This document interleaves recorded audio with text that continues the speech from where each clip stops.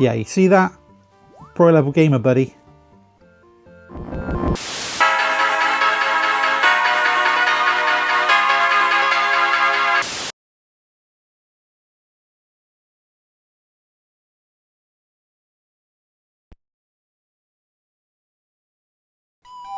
Oh, here we go. This one has some serious nuclear grade nostalgia behind it. I mean, I don't quite remember this extravagant opening cutscene, but the rest of the game, oh good lord, it's like settling into a nice warm bath. See, those early days of the Mega Drive, pre-Sonic and all the boxes with black backgrounds and white grid lines, I never had one. I had an Amiga, like we're all painfully aware of. But my cousin, he had one, and then we'd have sleepovers at my nan's house, and he'd bring it along and I'd get to play it. So that's how I played a lot of my early console games like Altered Beast and this, Castle of Illusion.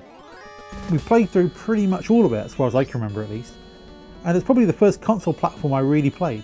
I mean, sure, I played stuff on the Spectrum, and maybe a bit of Amiga stuff depending on how the dates line up. But this is an honest to goodness Sega Japan developed game, and to this point was probably the most time I've put into this kind of take on the genre. Now, as to why we're looking at it in the middle of the M's, when the title screen clearly says Castle of Illusion starring Mickey Mouse, and the box art clearly says Castle of Illusion starring Mickey Mouse, and even the translated Japanese title is I Love Mickey Mouse. Well, I've no answers for you.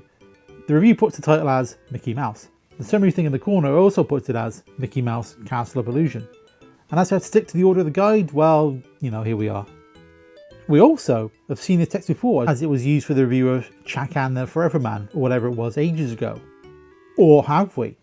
Because that previous review was from Jazz, but this one is from Rich. So the detail of the reviews and the scores are different. I'm assuming this is because Chakan is where Castle of Illusion actually would have been in the guide. So this confusion with the title must have caused all these issues.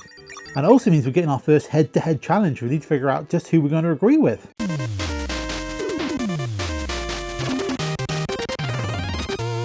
Annoyingly, the reviews read pretty much the same. Both like the game, dig the graphics, but think it's too easy.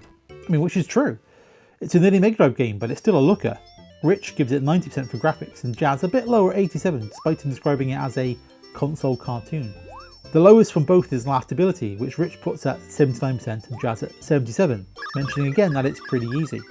The overall scares are again similar, with Rich putting at 88% and Jazz at 84%. I mean, we're really talking fractions of difference between the two, with the vibe of the reviews being broadly the same. I'm tempted to go with Jazz's, as that has the correct name in the summary box thing. But no. My heart, I think, is with Rich, as it's just that little bit better than what Jazz is saying. Is that the nostalgia talking? I mean, maybe a little, but you know, no one can stop me doing that, can they?